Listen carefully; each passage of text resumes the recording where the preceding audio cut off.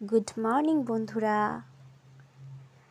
আজকের ব্লগটা ঘুমের থেকে উঠেই শুরু করে দিলাম। তো সকাল সকাল ঘুমের থেকে উঠেই হাতে ঝাড়ু নিতে হয়, তো ওটাই নিতে হলো। তো আমি ঝাড়ু দিয়ে ঘরটা ভালো করে ঝেড়ে নিলাম। তারপর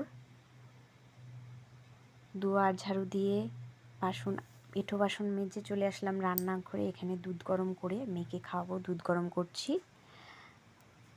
দুধ গরম করে চা বানিয়ে খেয়ে নিলাম।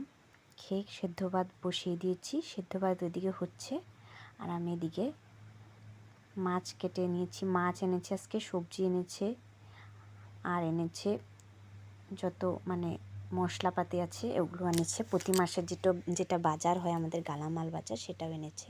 তো আমি এক এক করে সব গুছিয়ে নিলাম। তো প্রথমে মাছটা কেটে আমি স্নান টান করে চলে এসেছি। এখন সবজিগুলো ভালো করে গুছিয়ে নিলাম।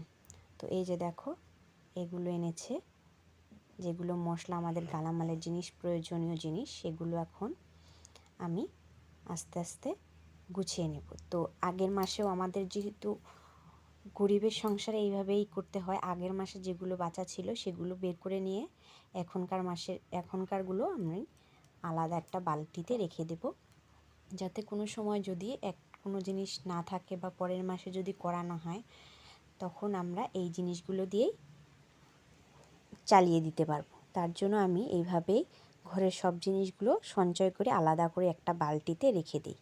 প্রতি মাসে জিনিস থেকে অল্প বের করে রাখি, আর অল্প করে গুছিয়ে সেগুলো আলাদা করে এক জায়গায় রেখে দিই।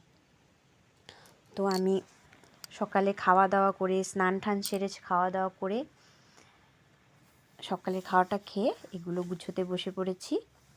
আর ওইদিকে আমার শাশুড়ি মা রান্না করছে। তো বলছে আমি রান্না করি, তুমি আজকে এগুলো করো। তো আমি এগুলো গুছিয়ে রাখছি সব জিনিস। তো সবজি টবজি সব শাশুড়ি মাকে কেটে দিয়েছি, উনি ওদিকে রান্না করছে, আর আমি বসে বসে এগুলো গুছাচ্ছি। তো এগুলো গুছাতে অনেক সময় লাগে। তো প্রতিদিন তো আর এগুলো আসে না, বা এগুলো কাজও হয় না, একদিনই আসে। একবারে বাজার করে এনেছে আমার হাজব্যান্ড। তো এগুলো আমি গুছিয়ে রাখছি। তো আলাদা করে যেটা আমি ব্যবহার করব সেটা আলাদা করে কৌটোয় রেখে দিয়েছি। আর এই যে এই বালতিতে আমি সব পরের মাসে যদি আমার কোনো কারণে আমরা বাজার করতে না পারি, তো এটা দিয়ে আমাদের চলে যাবে। তো সেই জন্য এগুলো এই বালতিতে গুছিয়ে রাখছি। তো এইভাবেই দিন আনা দিন খাওয়ার সংসারে এইভাবেই অল্প অল্প করে গুছিয়ে রাখতে হয়, যাতে কোনো মাসে শেষ হয়ে গেলে কোনো জিনিসের যাতে অভাব না হয়, এইভাবেই রাখতে হয়। তো এই দেখো, এটা আগের মাসের ছিল, এটাও আমি ঢেলে রাখছি। আর এই মাসে যেটা এনেছে সেটা আমি রেখে দেব, এটা আবার পরের মাসে এটা দিয়ে চালিয়ে দেব। এইভাবেই আমি সংসারে গুছিয়ে রাখি সব জিনিস। সব আলাদা করে গুছিয়ে নিচ্ছি।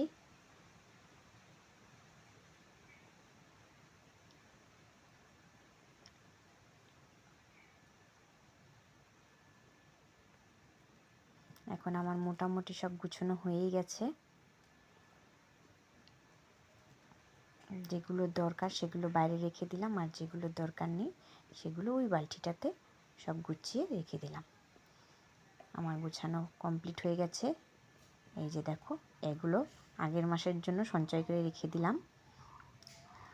তারপর সবজি কাটা তো আমি আগেই কেটে নিয়েছি। তো আমার শাকটা কাটা হয়েছিল না, বাছা হয়েছিল না, তার জন্য এটা এখন কেটে দিচ্ছি। তো শাশুড়ি মা রান্না করতে বসে পড়েছে। আমি এগুলো কেটে দিয়ে, শাকটা কাটা বাকি ছিল, তার জন্য শাকটা এখন কেটে উনিকে দিয়ে উনি রান্না করবে।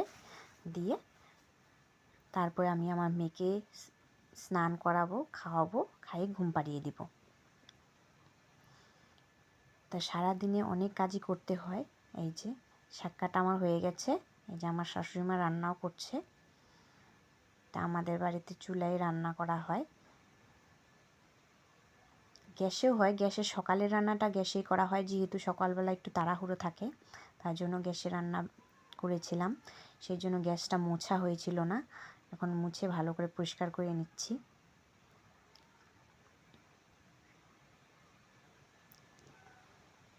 সারাদিন এগুলো কাজ করতেই যায়।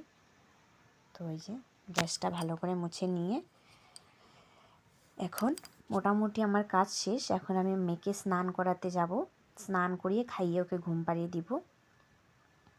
এখন বাজে দুপুর 12টা। এই যে আমার মেয়ের কাজ দেখো।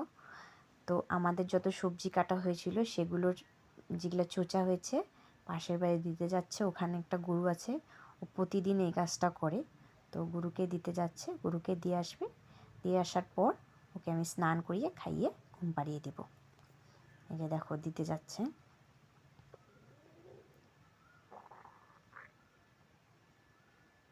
তো এই ব্লগ আমি এখানেই শেষ করলাম। আবার দেখা হবে, টাটা।